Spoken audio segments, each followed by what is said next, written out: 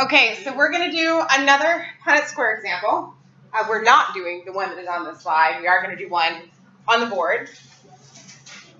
So we're going to do two traits. Somebody, do we want to do pea plants because they're easy? Someone want to give me what two traits they would like us to do? Tall and short. So that's one set of traits. Give me something else. Purple and white. Purple and white. Okay. So, what is dominant, tall or short?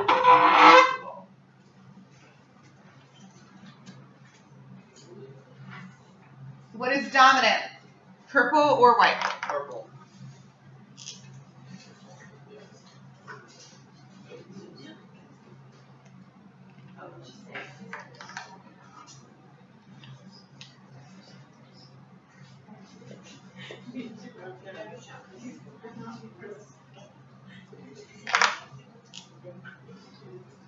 So the first thing you always want to do with a Punnett square is kind of define your letters.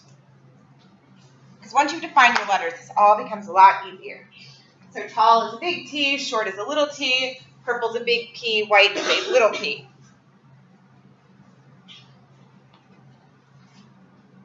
What if I told you the plants were true breeding? What does that mean?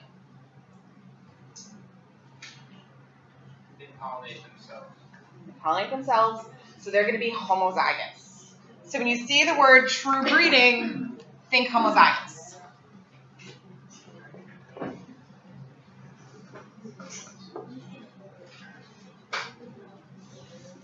And what does homozygous mean? They have two of the same traits. So they would be big T, big P, little t, something like that. So I'm going to give you, let's make sure we're not actually doing the one on the extra credit.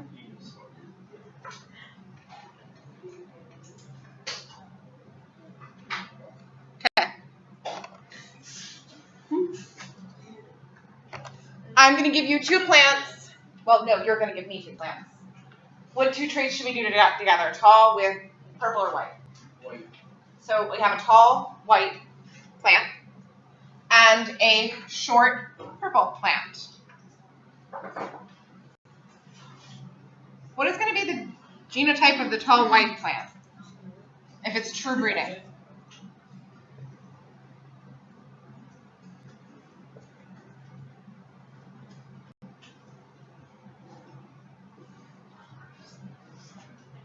What letters is it going to have? A big T and a small T. It's a true breeding plant. Can it have a small t? Big T, big T. And small P, small P. How about the short purple? Little T, little T. And? Big P, big P. Okay. So we're going to cross these two. What are all of their offspring going to be?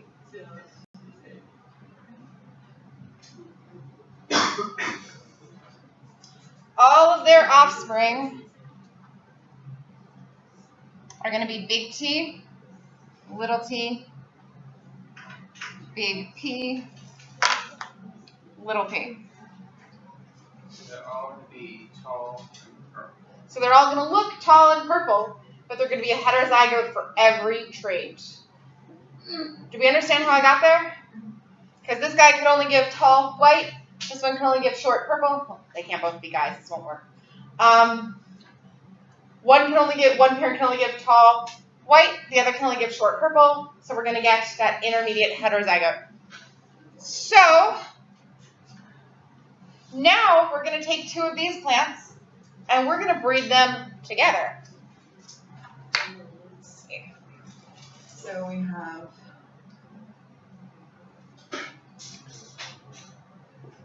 Does it help that these are in different colors? Okay. Because it's a lot harder to keep track of all the markers, but if it helps, we're going to keep it that way.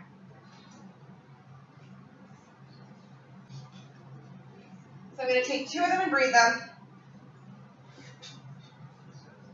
Okay, running out of color.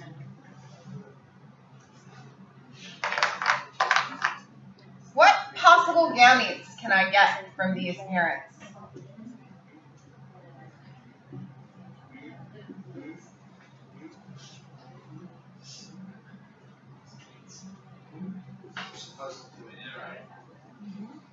You can think about it, and then we'll go over them together. There's 4 of them.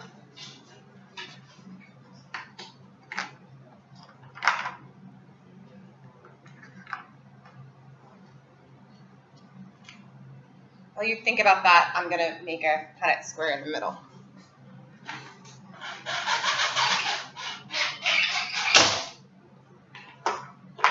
And while I do that, I'm going to turn off the projector for a moment. So I think this is still recording.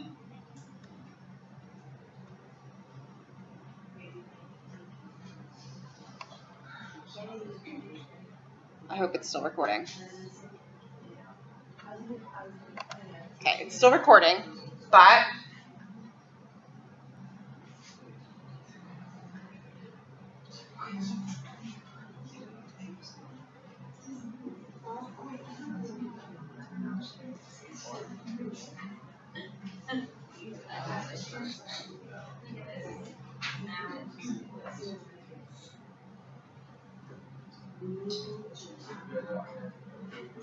okay. Do we think we have an answer about the possible types of gametes I can get? No. No, hold on. You tried. That's good. But everybody got to hear, which is great. So when you're making a gamete, you need to keep in mind that it's only going to have, for this, 2, and it needs to have 2 different letters. So you can't have one that's 2 T's or 2 P's. It has to be a T with a P. Does that help? Who wants to give me our first possible gamete? TTPP, all capitals. No. No. If we're filling in the Punnett square, you are correct. We are not there. Gamete's only going to be 2 letters. Oh, sorry. Would be big T. Big T, big P is our first one. Who else wants to give me the second one? Little T. Little T, and what was it? How about third? Big T, little P.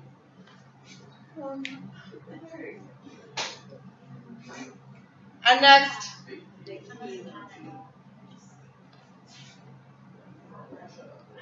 I'd like to point out, you guys are the ones that picked the tall and the purple, so when all of our traits are T and P, you guys picked this.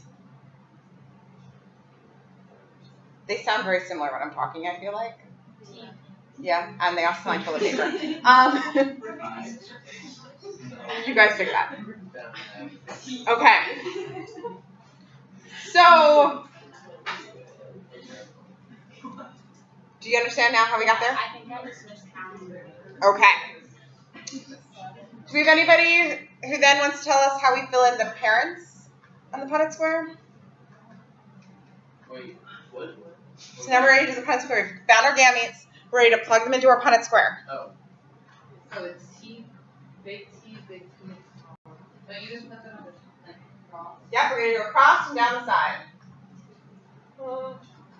I'm going to use the order you guys gave me, which is a little wacky, but it works.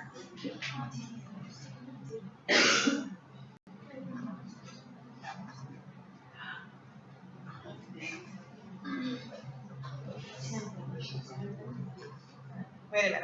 Yeah.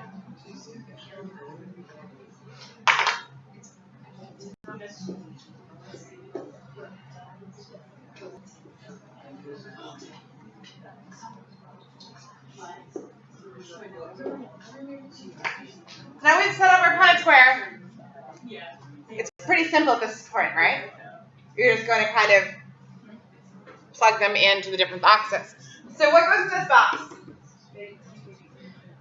Now we get to the big T, big T, big T, big T. How about this box? Little T, little T, little P, little P.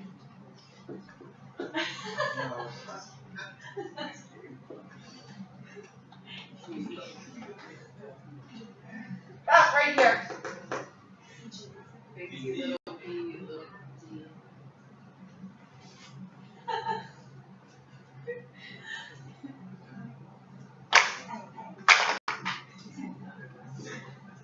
All right, and we can figure out how to do this. But what's my ratio going to be at the end?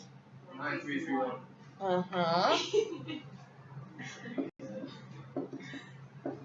Now here's the more important question.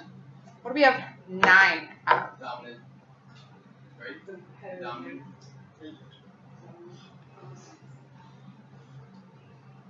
So what do we have 9 of? T. So we're going to have 9 that are going to be tall, purple. What are we going to have 3 of? We're going to have short and white. Right? Short purple and tall. We'll get there.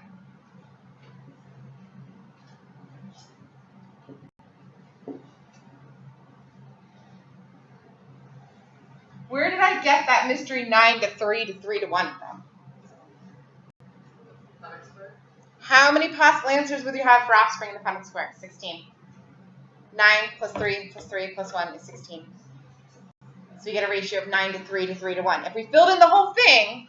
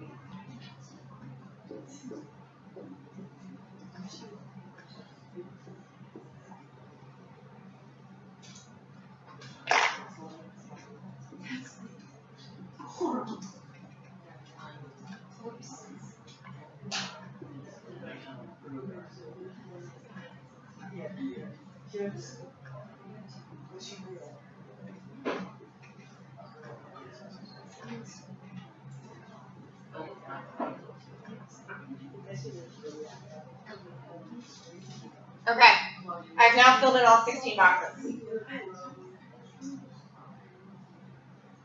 You forgot a little P. Where? You're right.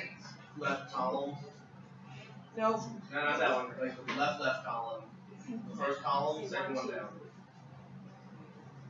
Thank you. We've now filled in all the What boxes. about the bottom? This is T. Left. Yeah, the last row. Yep, that one. Have we now filled in all the boxes? I just have a question towards the reading. Ask the question. Will it be alright to like break it down into 3 sections? So 9 is most dominant, the 3 middle, or the middle is like most common, and then the last one's rare. Is that safe to say? Dominant.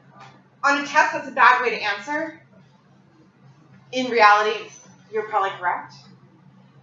The way that I think about this, I'm a teacher that there's 2 ways you can think about this. There's the way you're supposed to count this, and then there's the way, because I really like shortcuts, that I actually think about this. 9, and this is where you're going, is 2 dominants. 3 is a dominant and a recessive.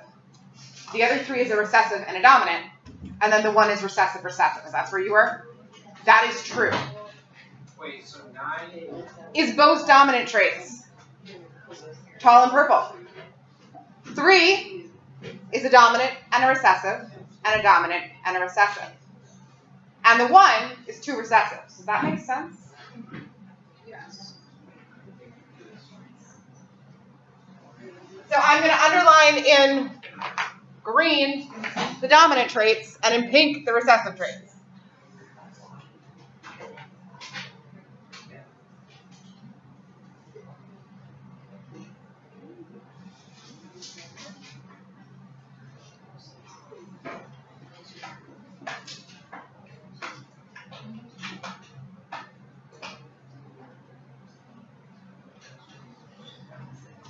Does that help?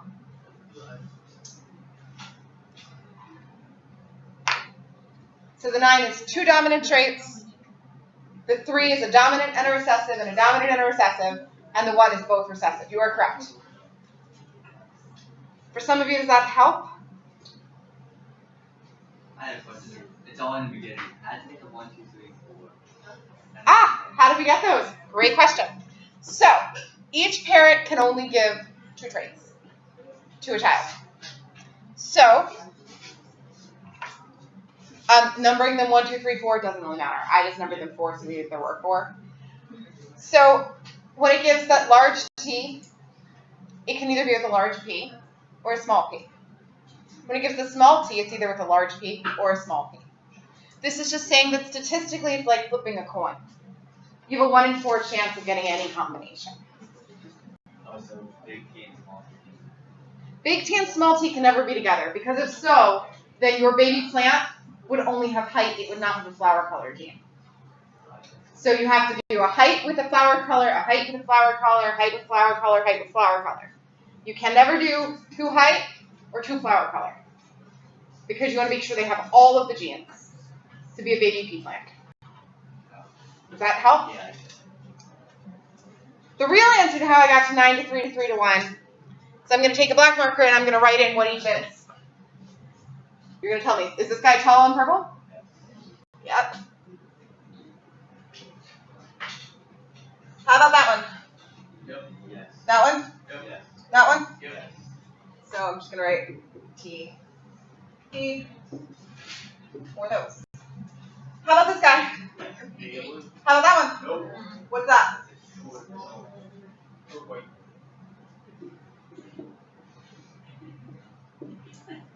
How about this guy?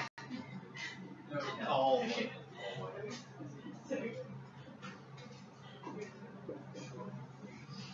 How about this one?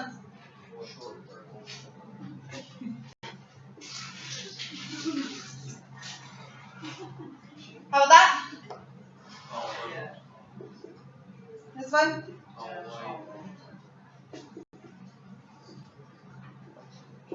That one?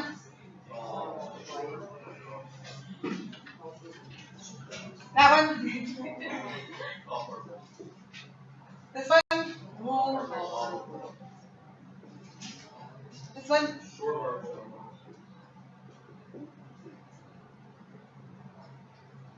Whatever. That says short purple. And that one?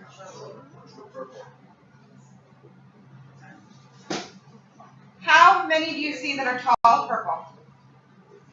9. 1, 2, 3, 4, 5, 6, 7, 8, 9. How many do we see that are white short? 1. How many do we see that are tall white?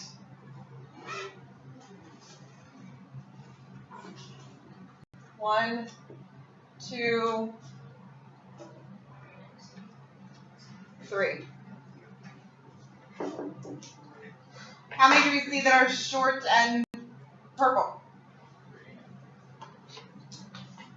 Good. 1, 2, 3. 9 to 3 to 3 to 1.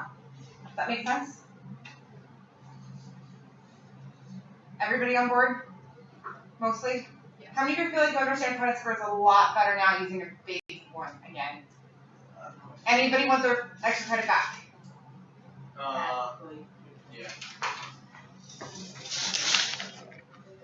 But I'm definitely gonna hand it in. They're up there. So 16 things, so they always gonna be 9, 3, 3, 1. If you are dealing with heterozygotes with a clear dominant and recessive, am I going to give you one where it's not likely to be a 9 to 3 to 3 to 1? Probably not. If you were to take the genetics class here, would you have some? Or for that matter, if you were to take general biology too, I'm going to give you one that's not a 9 to 3 to 3 to 1. I'm unlikely to do that to you because I feel like we're focusing in this class on like fundamentals, and I feel like that's a step above fundamentals. Do you agree with me? But yes, I absolutely, when I teach general biology too, I sometimes give them harder ones. Not that I don't think this is hard. And I also want to point out, in case you were considering, maybe I'm not really good at biology, this is hard for the people that are biology majors. So if you're getting this, that is really good. This is some of the hardest stuff we're going to do all semester. We're doing it in the middle. It'll make the end of the semester feel a lot easier. I hope. Other questions? They told me you were taking a math test. You're okay. Yeah, sorry, I was gonna say after class. No, you're good. All right, I'm going to take pictures of this. Once again, this is described in the recording, and the pictures and everything are on Bright's face until everybody comes back.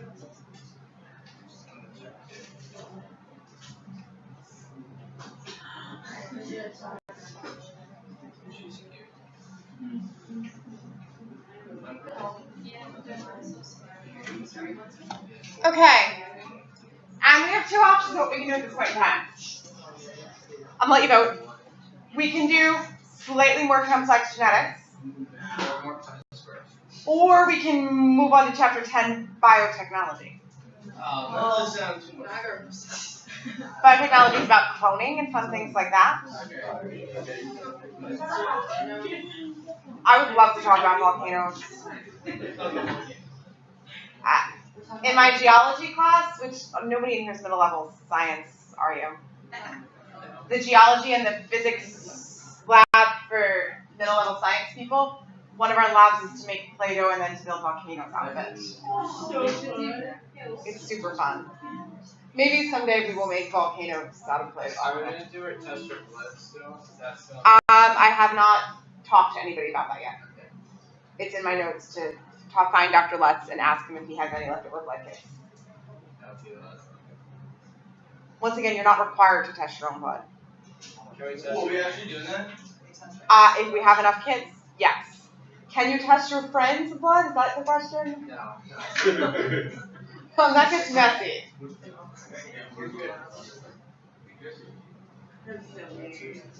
I mean, it's not unheard of in A&P for when they have to test their blood for people to be too afraid to stab themselves, so they have to stab their lab partners. Yes. Yeah. But we don't like to encourage that.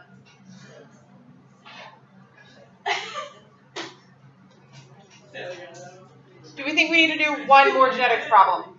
It would be fun. But faster? Yeah. Okay, what kind of genetics problem are we doing this time around? Can we do a colorblind one? We can do a colorblind one. What do we want to know about the colorblind people?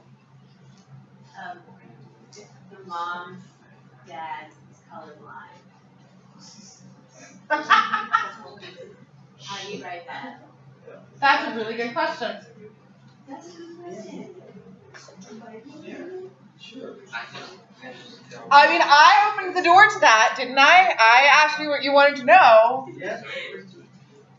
I guess you should pay attention to this. It's okay, you don't have to answer it. No, I'll answer it.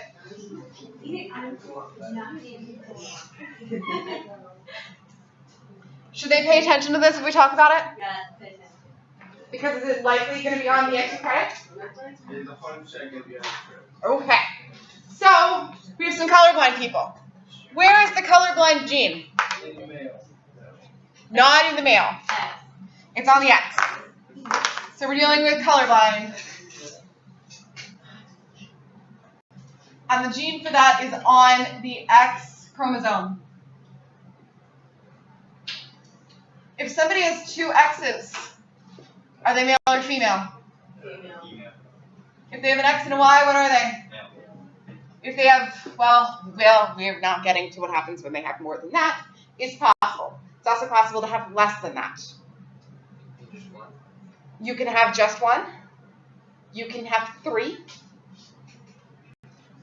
It gets complicated, and the answer is no. Having three is not where hermaphrodites come from. How many can you have though? Is there like a limit? Like About 3 is the limit. Potentially 4, but it wouldn't be more than that. All right, so we have X, and X is female. X and Y is male. If we have an X with a C, that means you're colorblind. A regular X, not colorblind.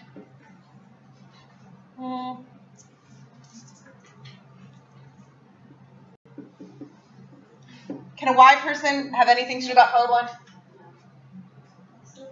No trait for colorblind. So we have a woman. We know that she then has two X's. So a woman, and what do we know about her? Her dad. Whose dad is colorblind. So we know she's a woman and we know she has two X's. But her dad was colorblind. Does she have a colorblind trait then? Carrier. She's a carrier. Why do we know she's a carrier? She has one. Her dad had her. Okay, so her dad is colorblind. So that means he is X with a C and a Y. For him to have a daughter, she had to get that colorblind trait. Does that make sense? And we know that she is not colorblind herself. she has to have both C's. Right. Like, Yes. Yes. Because colorblind is recessive.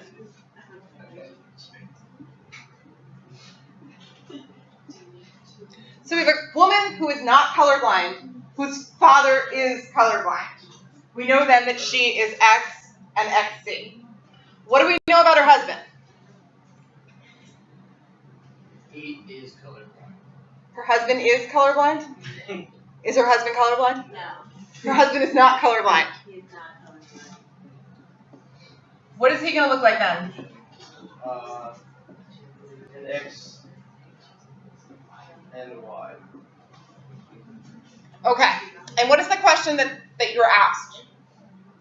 How many? No. What children are going to be colorblind? What sons? Oh, Be yeah. colorblind Oh, and what wow. daughters will be carriers. Carriers. Oh, it's colorblind.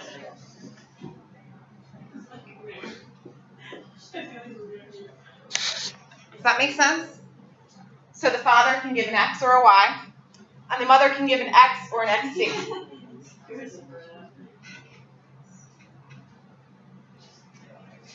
Do we know how we got there for giving their gametes? They can only give one. They only have one set, so they can only give one to each offspring. And then we fill it in. Half the boys.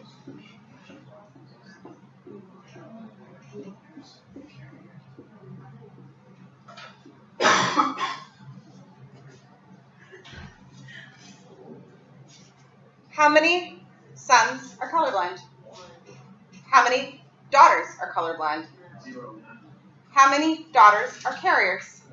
How many daughters are colorblind? How many sons are carriers? You can't be a carrier. You can't be a carrier if you have the disease. So a carrier doesn't have the, that's a trick question. Yo, we fell for a trap. Does this make sense? Is this the same one we did with baldness? It would work the same for baldness. I think it was like yes.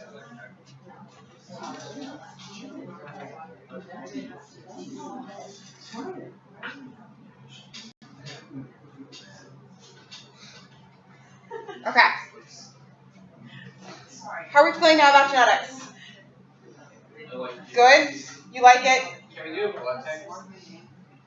We should just keep doing this the rest of the class. Oh, we can do a blood type 1 if it takes us a couple minutes. What do you want to know?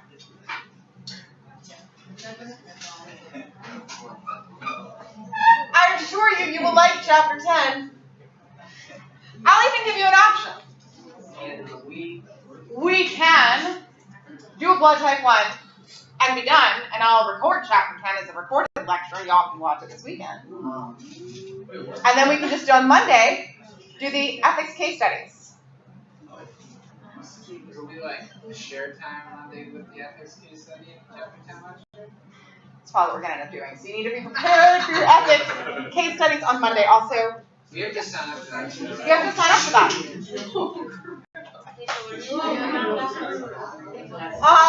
On Monday we're going to finish Chapter 10. We're going to start it today. The case study thing, yep. You're each going to go to Brightspace and you're going to sign up for a case study. And you're going to read it. There's a little Google Doc, you sign up for one of them, and you're going to read your case study for Monday.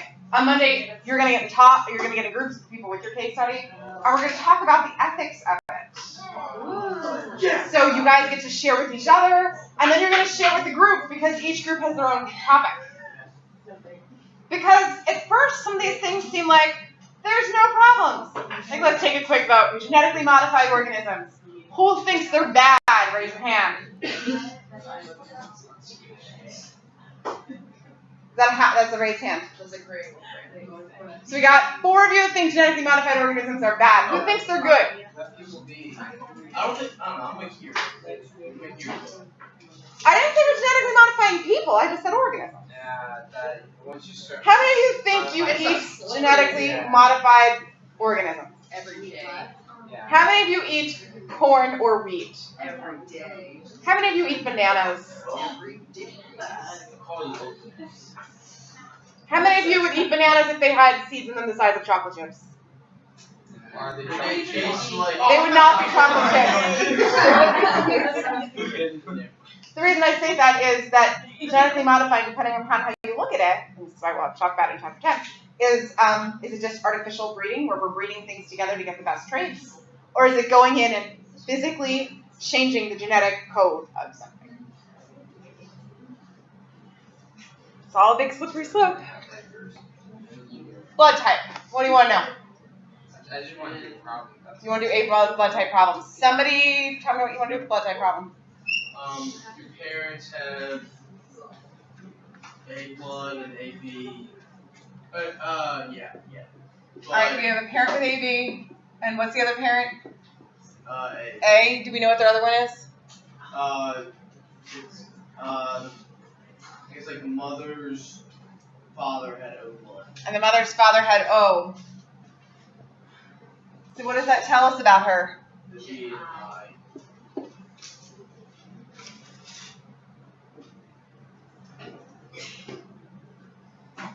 Apparently this relates back to the extra credit. No, I don't know if it does actually. Negative or positive. Oh. Oh. Yeah. How does he like O1? If it would be O Or negative. anything. Like, how does it feel like negative or positive? Yeah. There are things called RH factors. There are 7 of them. That's like, If you are positive for one, you are positive. If you are negative for all, you are negative. Okay. Can you imagine if we now did a Punnett square with 8 things? no. Make it easy. We'd be here all afternoon. Not gonna lie. I don't think we could fit it all in this